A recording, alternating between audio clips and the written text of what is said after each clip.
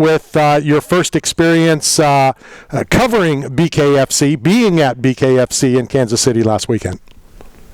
It was incredible. You know, it was my first experience. I've obviously watched it on TV, but up close and personal, it is much different. You know, the doctor has a way more important job at these events than they do at the UFC event.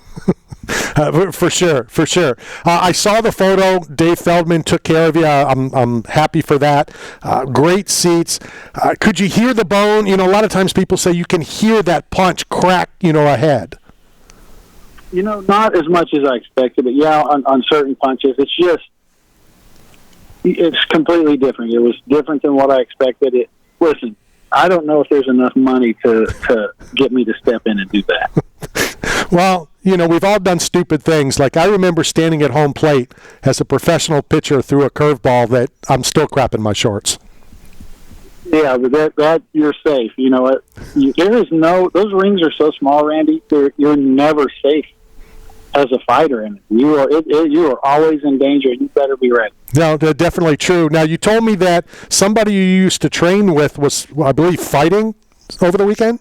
Yeah. I used to go in and mess around, and Duran, he ended up getting beat, but it was a really good fight back and forth. So Brad, this morning I was walking through my clubhouse. I found a penny on the ground. I'm superstitious. Is this going to be stupid? No. It's not going to be stupid. But it was upside down, which usually I like it to be heads up because I'm superstitious. You only pick it up if it's heads up. See, that's the thing. But then I don't want to be wasteful where it's like, okay, maybe God's going to punish me for like discarding money for value. No, you're supposed to flip it over. But I kept it. I polished it before I put it in my pocket. I respected it. But being a professional athlete, being a pitcher, were you superstitious? And if so, what was it? Like not stepping on the chalk line? Or did you have certain locker room tricks or habits? I think more than superstition, it was more of a routine for me where I made sure I did the same thing every day. Where the day I'd pitch, I would eat the same thing. And I don't know if it was superstition or I just wanted to feel the same every single time it was my turn to take the mound. Please defend me a little bit on these unwritten rules. You and I have talked for years. Matt, you've been on the show now for over 10 years. I've told you how much I hate unwritten rules. My favorite rules. And I told the story how Brad was pitching one day, and I'm doing air quotes, the unwritten rule is you don't talk to the pitcher on the day he pitches. So I walk in, there's a guest of Brad, and Brad's like, come over here. I'm like, no, I can't. No, I want to talk to you. Tell me your thoughts on unwritten rules. Well, it's weird because a lot of starting pitchers are that way where you can't approach them, you can't talk to them on the day they pitch. And I've always taken the attitude that if all my players did that, we could never talk to anyone. Like, why is it okay for me as a starting pitcher to not talk to someone on the day I play when I expect every other position player to talk to me on the day they play? I don't understand that, and I also don't think you should waste all that energy on trying to lock in too early. It's hard enough to get hitters out at 7 o'clock. If we're starting at 1, it becomes a lot tougher. For sure. I want to talk obviously about a couple things, but congratulations are in order, coach of the, I believe, recently gold medal winning USA baseball team, correct? Yeah, it's the 18U. I've done that for a few years now. We went to Panama and ended up getting gold to qualify for next year. Do you watch the Little League World Series at all? I was watching it right when you guys called. Do you scream every time an outfielder catches a ball with one hand? As a pitcher, you're like, oh, God, he's going to miss it. It's every time. Go ahead. It is fun to watch, though. But, yeah, you're right. They don't sometimes catch it the way they should. I say to my wife every time, or a kid lays a bunt down, the pitcher comes off the mound with his glove and tries to pick the ball up with his glove. And I'm like, my dad is rolling in his grave screaming. You pick it up with your hand or the way you run the bases, the fundamentals. I just don't think, and now as you're a coach of a young team, how do you get all those fundamentals taught again to the youngsters? It's really hard because in today's game, there's this showcase mentality to where all these kids are doing is traveling and playing and throwing in front of scouts. And it's 1-2 inning stints. It's trying to hit home runs. So to field a baseball team and actually play fundamental baseball now is really, really tough. I thought of you. I think it was last night I was watching the Florida game. Did you watch the Florida game? I did not. All right, so there's a heavy-set kid. And first, ironically, as I'm coming back from something we did, my son called and said, "You're going to love this guy. You know, he pulled a U." I think it was like a ground ball between first and second, and he kind of like slowed up a little to kind of affect the play a little bit. Then when he came to bat, on every pitch that was a ball, he would like almost get all the way on the ground, a little hot doggish. And my first thought was, Brad Penny would drill this guy. there was, yeah, I didn't love that. Like, yeah, I'm not a huge fan of the celebration stuff.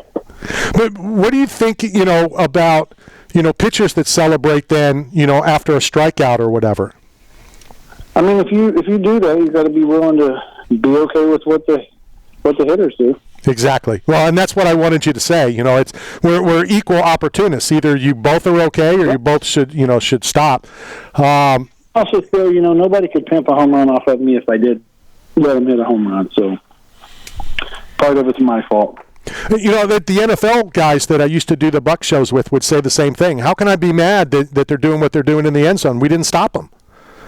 Yeah, I mean, it does piss you off, but at the same time, you had an opportunity to not allow that to happen. A lot of these young kids, you're talking about the World Series they're literally World Series, and they're catching the balls with one hand and they're gloving the ball with one hand. But you've got these superstars like Ellie De La Cruz. He's just phenomenal. Every time he takes the field, he does something that nobody's ever seen before. And I think these kids are looking up to these superstars like that and trying to emulate them. Don't you agree with that or not? 100%. And there was a time where people weren't emulating people and were trying to be their own and doing crazy stuff. But, at least it's getting back to a point to where people are emulating players, which I think was a big part So, where, of an older generation. We used to watch somebody and be like, man, I want to pitch like him, or I want to hit like him. And I think that's been lost for such a long time. It's good to see that come back. Yep. So speaking of emulation, Brad, as you know, I've been following Randy's footsteps for about a decade now. I'm so in love with the process of being in media. You being in Kansas City for BKFC last week just reminded me of, Kelsey and Taylor Swift. We talked about it in the first segment. And my mistake in media is sometimes I'm so quick to rush and break the news that I don't get all the story. And before you came on, we talked to John Schneider from the Dukes of Hazzard and a jersey. And I found out mid-segment that the jersey sold, and I broke the news live on this program. But I didn't get all the story. Kelsey's jersey sold well because of Taylor Swift and her involvement in the NFL in Kansas City. So, it was like one of the top jerseys because of Taylor. I made a mistake, but I was able to correct it thanks to a great newsroom. I think with media, as long as you make a mistake and you own up to it, nothing's wrong. It's true. Give us a good baseball story before I ask you some MMA stuff. What's something that just comes to mind from your very successful career? From my career, I was struggling at one point, and not that I was losing, I was getting a lot of no decisions, and Maddox comes up to me, and we're in Chicago, and he said, let me call your pitches. Don't shake, just let me call your pitches for the entire game, and I agreed to it. So I go out there, and I throw 8 shutout innings. Wow. And he called every pitch. I didn't call pitch. He was just really smart. So I go, after the game, the reporters come up to me and go, what was the difference tonight? I said, you didn't have to ask Greg. He called every pitch. And so they go immediately leave my locker and go talk to Greg. And Greg goes, I don't know what he's talking about. Yep. He made that up and walked out of the clubhouse. God bless him. Wow. I mean, but I didn't call one pitch. He called every. That's a true teammate, though. He didn't want. He didn't want any credit. He wanted no credit, but he deserved the credit. That's fabulous. That's a great story. So Brad, like talking about, like Mike and I had a conversation on the way into the studio today about cerebral sports, like jiu-jitsu is like the ultimate chess match. Like how cerebral do you have to be to truly understand the game of baseball? Like, because it seems like it's every pitch matters, like which arm left or right. I mean, there's so many statistics. Like how intelligent do you have to be to really truly understand the game? I think it's more of knowing the player you're facing and knowing the manager. Like, if you know the manager, if you're playing against a Mike Scioscia, you know it's going to be tough that day because he likes to move runners, he likes to hit and run, he manufactures the run. He's not going to make it easy for you. So I think, as far as cerebral, it's just basically studying, like, who hits what and what count, you know, what's a favorable count for each hitter, and what are they looking for in each count. And once you learn that, I think you only have to learn it once because you face the teams in your division so much that early in my career we didn't face them as much, so you had to be more studious when it came to each team. But now you play the division so many times that once you learn it once, you're pretty good until they call someone up. You and I spoke a couple days ago, Brad, and something we've talked about on the show, you know, numerous times about athletes that maybe are talking themselves into thinking they're going to win, whether it's a baseball game, whether, you know, it's an upcoming fight or whatever. And, you know, you being around the sport, you having so many friends now, not only in baseball but in mixed martial arts, talk to me about that, you know, about a fighter that's going to fight Cormier. I know you're friends, you know, with him, or, you know, Israel or whatever. Do you believe that they believe that they're going to go in and beat Daniel Cormier when he was the light heavyweight champ? I believe a few fighters do.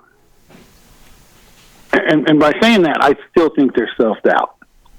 I mean, because we all know what can happen in a fight. That's why people like to watch it, because there's no telling what can happen, and you always have a chance.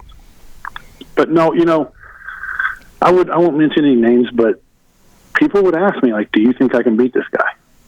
I mean, big-time pay-per-view, main event, and they still had that question in their head, and I'm sure the other side did too. So it's hard for me to believe that they would be for sure thinking they can win each fight.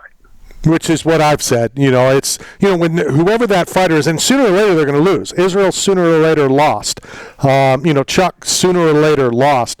But I also talk a lot about, you know, how mixed emotions I had when Frank Trigg fought Matt Hughes. You know, two good friends of mine, and how that whole fight went down. What was it like for you when two of your friends fought each other? Awful. It's horrible. It's one of the worst feelings in the world. Like, you just feel sick to your stomach because, you know,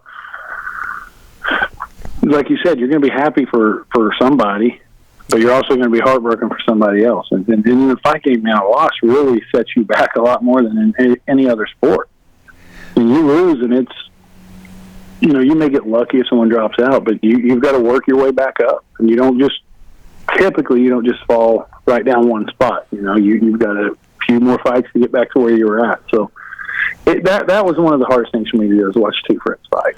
I think I told you this. Matt Hughes fought Matt Serra. We auctioned off both of their gloves for Ryan Bennett's family back in the day, and they both asked me, who did you think won? And I said, you know, honestly, I got so busy I didn't even watch, which is a lie. I did watch.